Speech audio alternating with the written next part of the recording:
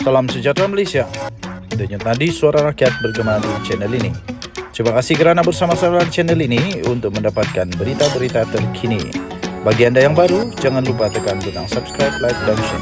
Malaysia kita punya, kita jaga sama-sama. Salam sejahtera Malaysia. Atuk Atuk. Atuk sudah tua, 98 tahun. Orang biasa-biasa kalau sudah 98 tahun ini dah tak ada nih. Orang biasa-biasa jarang sekali yang sampai 98 tahun. Syukurlah, kita bersyukur, gembiralah sebab Atuk boleh capai sehingga 98 tahun. Cuma yang tak best-nya saja ialah apa yang kita nampak sekarang ini. Tiba-tiba Tun Mahathir yang sudah cukup terlalu tua itu mengeluarkan lagi kenyataan-kenyataan yang berbaur tak baik lah. Bagi saya tak baik. Saya tak setuju langsung dengan kenyataan Mahathir terbaru ini.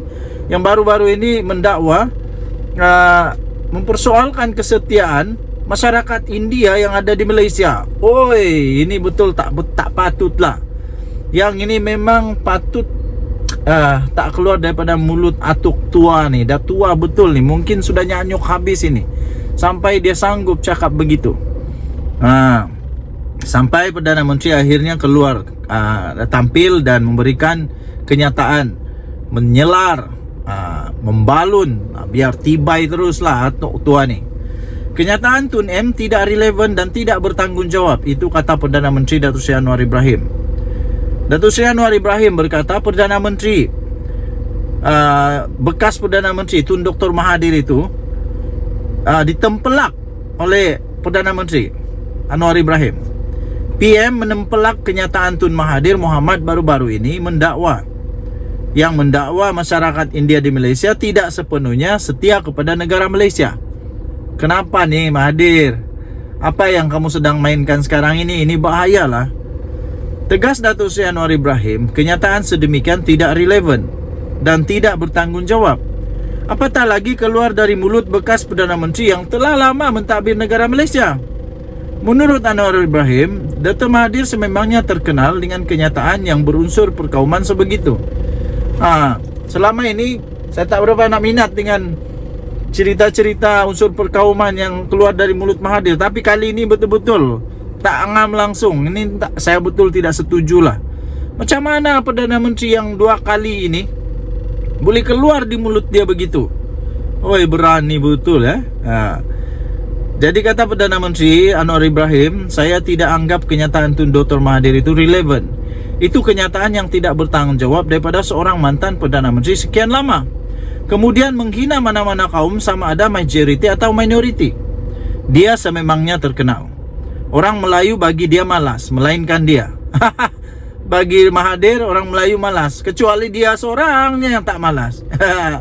Orang India dan Cina itu dianggap kurang setia, melainkan beberapa kroni dia. Saya pikir kenyataan dia itu kita bantah keras. Saya pun bantah. Sangat tidak bertanggungjawab. Bagi saya semua rakyat yang setia harus kita hormati, kata Anwar. Jadi kalaulah ada masyarakat India yang tanya saya selepas ini, mau sokong Mahathir lagi kah? Saya terus terang saya tak payahlah sokong dia lagi. Tak payahlah, dia tua sudahlah. Itu saja alasan dia yang paling ngam.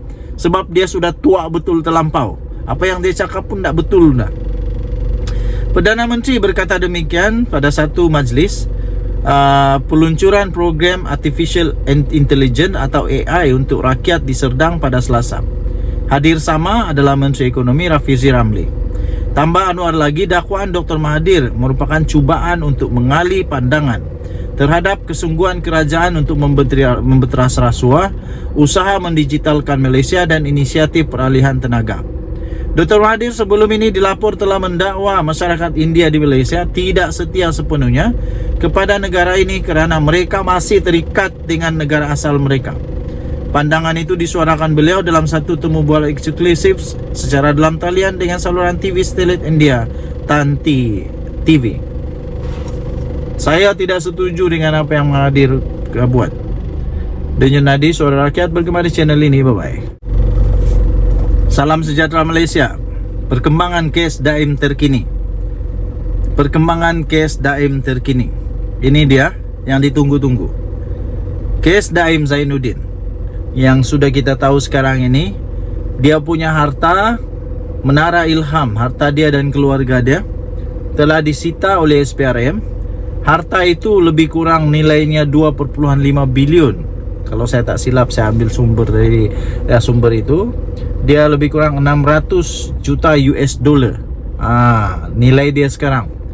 Pada masa yang sama juga, isteri dan anak-anak dia juga sudah dipanggil untuk disiasat. Dan isteri dia pun kata semua ini dilakukan kerana ada unsur-unsur yang tak betul lah kepada Daim Zainuddin. Tapi selepas itu Daim Zainuddin memberikan affidavit, termasuklah dia mengaku bahwa kalau dia tak menyertai kabinet, dia boleh untung, dia boleh harta dia sekarang lebih kurang 50 bilion. Jadi dia rugi join kabinet, dia kata. Jadi ini perkembangan terkini kes Daim Zainuddin. Kalau benarkan semakan kehakiman, bila siasatan nak selesai, kata AGC, Jabatan Peguam Negara mendakwa kuasa penyiasatan SPRM terhadap bekas Menteri Keuangan Tun Daim Zainuddin dan keluarganya tidak boleh dicabar. Tuan-tuan dan puan-puan yang dihormati sekalian, akhirnya Peguam Negara, Jabatan Peguam Negara AGC tampil memberikan berita yang amat Daim Zainuddin takut ini.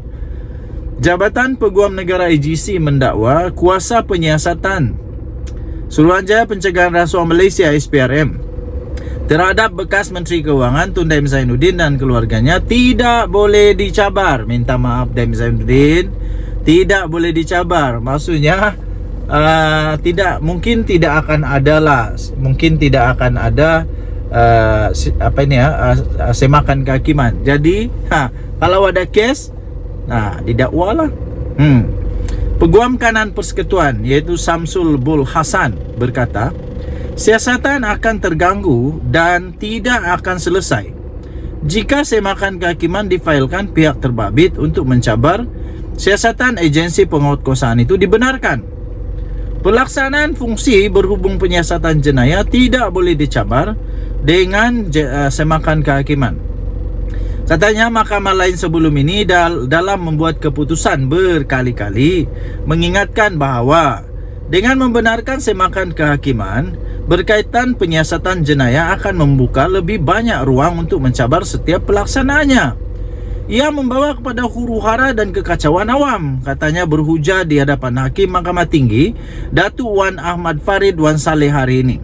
Daim atau nama penuhnya Cik Abdul Daim Zainuddin memfailkan permohonan kebenaran untuk memulakan prosiding semakan kehakiman bagi mencabar siasatan SPRM pada 10 Januari lalu melalui firma guaman Tuan Tommy Thomas. Turut dinamakan sebagai pemohon ialah isteri Daim, Toh Puan Naimah Abdul Khalid dan 4 lagi anak mereka iaitu Asnida, Madwiradani, Muhammad Amir Zainuddin dan Muhammad Amin Zainuddin serta Ilham Tawa Sendirian Berhad, manakala SPRM dan pendakwa raya selaku responden. Dalam permohonan itu, Daim dan keluarganya memohon pengisytiharan bahawa SPRM serta pegawainya tiada sebab munasabah untuk menjalankan siasatan bermula Februari 2023 yang akan membawa kepada pendakwaan terhadap mereka.